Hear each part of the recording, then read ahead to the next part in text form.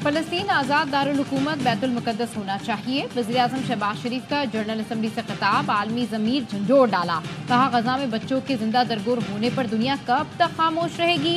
मुजम्मत काफ़ी नहीं, बड़े मुल्क हरकत में आए, आग और खून का खेल फौरी बंद कराएं। आलमी बरादरी को पायदार अमन के लिए किरदार अदा करना पड़ेगा।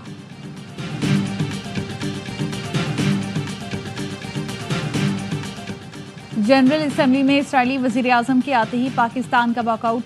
नेतन्याहू तकरीर के लिए आए तो जनरल असम्बली में शोर मच गया। सदर ऑर्डर करते रह गए। पाकिस्तान के अलावा तुर्किया समेत कई मुल्कों के नुमाइंदों ने इजलास से वॉकआउट किया।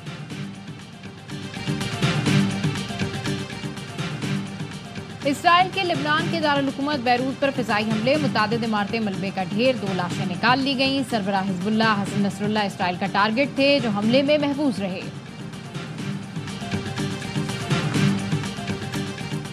पाकिस्तान बेपनाह वसाइल से मालामाल है। वतन अजीज जल्द अक़वाम आलम में अपना मकाम हासिल करेगा। Army chief general Asim Munir का कराची में ताजिरों से खिताब। मईशत की बेहतरी में ताजिरों के ताउन को सराहा। सिपा सालार ने इन्वेस्टा इंडस IT पार्क का इफ्तिताह भी किया।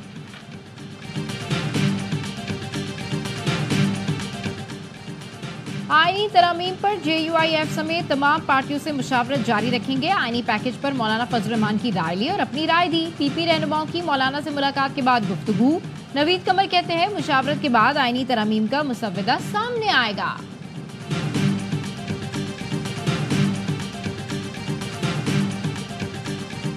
पाकिस्तान में आईनी बहरान पैदा करने की कोशिश हो रही है। मुजव्वज़ा आईनी तरमीम मुस्तरद करते हैं अमीर जमात इस्लामी हाफिज नईमुर रहमान। कहते हैं, बरसर इक़्तिदार टोला मर्जी के फैसले का ख्वाहिशमंद है।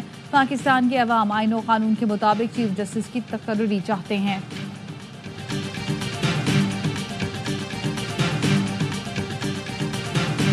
और PTI आज रावलपिंडी में एहतजाज करेगी। इंतजामिया ने भी हिकमत अमली बना ली। रावलपिंडी, झेलम, चकवाल और अटक में दफा 144 नाफिज। चारों अजला में जल्द से जुलूस पर पाबंदी।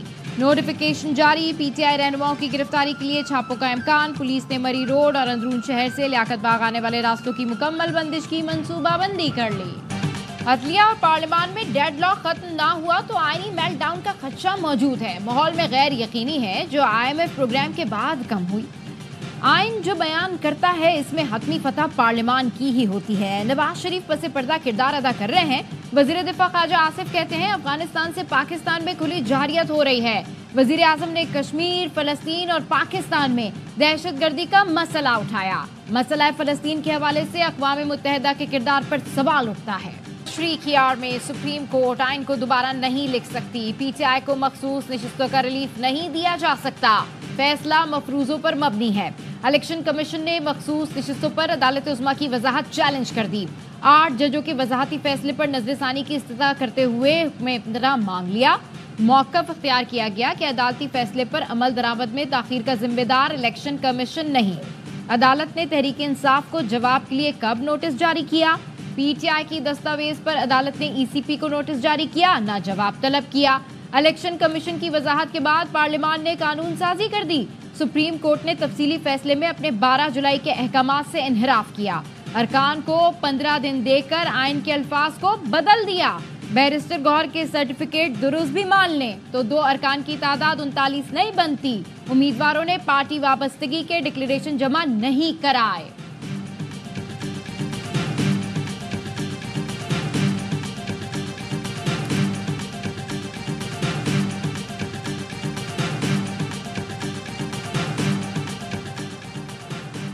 कौमी असम्बली में हुकूमती इत्तेहाद को एक और नशस्त मिल गई।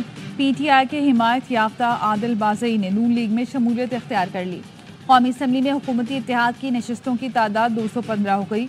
आदिल बाज़ई कोयटा से रुकन कौमी असम्बली मुंतखब हुए थे। PTI inter party election case में इलेक्शन कमीशन ने बैरिस्टर गौहर और रऊफ हसन को नोटिस जारी कर दिए। समाअत 2 अक्टूबर को होगी। PTI वकला इंटर पार्टी इंतखाबात केस में दलाइल देंगे। गुज़श्ता समाअत पर बैरिस्टर गौहर ने इलेक्शन कमीशन से मोहलत मांगी थी।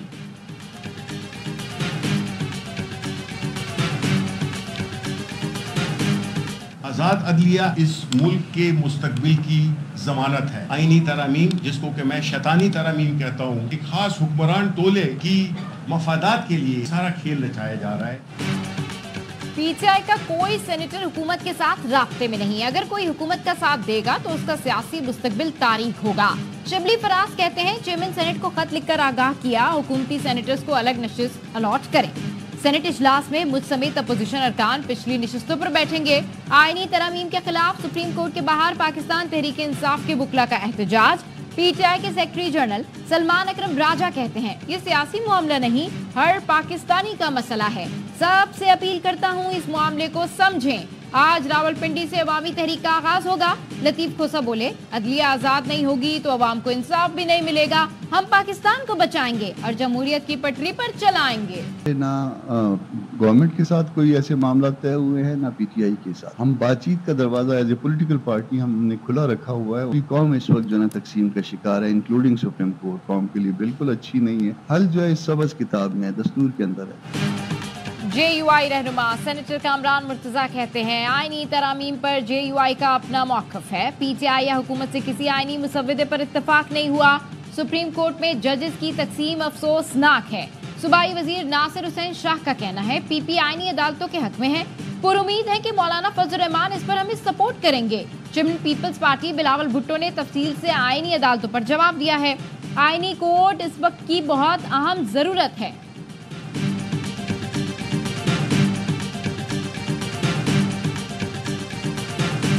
आने वाला सियासी अमल मौलाना फजलुर रहमान की क़यादत में सारे संगे मील अबूल करें। बहस हो रही है आईनी अदालत हो, कोई कह रहा है सियासी अदालत हो, दोनों छोड़ें, अवामी अदालत बनाएं जहां 24 करोड़ लोगों के जो केसेस है इस पर बात हो। आइंदा सियासी अमल मौलाना फजलुर रहमान की क़यादत में आगे बढ़ेगा। मौलाना से मुलाकात में उनकी सियासी बसीरे से आगाही मिली। आईनी अदालत के क़याम का मुतालबा किया जा रहा है। मैं तो कहता हूँ अवामी अदालत बननी चाहिए ताकि अवाम के मसाइल हल हों। गवर्नर सिंध कामरान टिसोरी कहते हैं कराची मुल्की मईशत का हब है। नौजवानों को IT की ट्रेनिंग देकर मुल्की मईशत के इस्तेहकाम के लिए तैयार कर रहे हैं। मसाइल के हल के लिए सब मिलकर काम करें। मुर्तज़ा वहाब अच्छा काम कर रहे हैं। गवर्नर सिंध ने इंडोनेशिया की यौम आज़ादी पर फवारा चौक पर पाक इंडोनेशिया परचम भी लहराया। पाकिस्तान को IMF से $7 अरब के कर्ज प्रोग्राम की पहली किस्त मौसूल। स्टेट बैंक के मुताबिक कर्ज की पहली किस्त $1 अरब 2 करोड़ 69 लाख है। ज़र मुबादला ज़खायर में IMF से मौसूल रकम 3 अक्टूबर को डेटा में शामिल होगी। पाकिस्तान ने IMF से माहौलियाती तब्दीली से बचने के लिए मजीद $1 से $1.5 अरब कर्ज की दरख्वास्त कर दी। सुप्रीम कोर्ट में आर्टिकल 63 नसरसानी अपीलों की समाप्त 30 सितंबर को होगी। कॉज लिस्ट जारी कर दी गई। चीफ जस्टिस काजी फाइज इज़ा की सरबराही में 5 रुकनी लार्जर बेंच समाप्त करेगा। Justice Munib Akhtar, justice Aminuddin Khan, justice Jamal Khan Mandokhel और जस्टिस मजहर आलम मियां खेल बेंच का हिस्सा होंगे।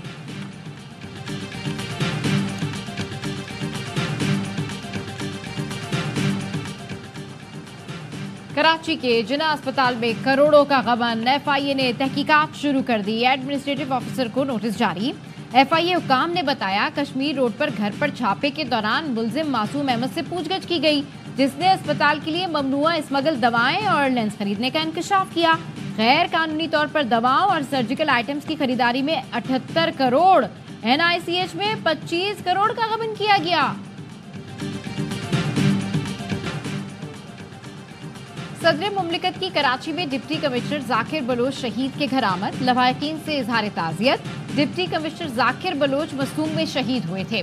सदर ने कहा शहीद जाकिर बलोच ने कौमी जिम्मेदारी सरअंजाम देते हुए जामे शहादत नोश किया। पूरी कौम शोहदा की कुर्बानियों को सलाम पेश करती है।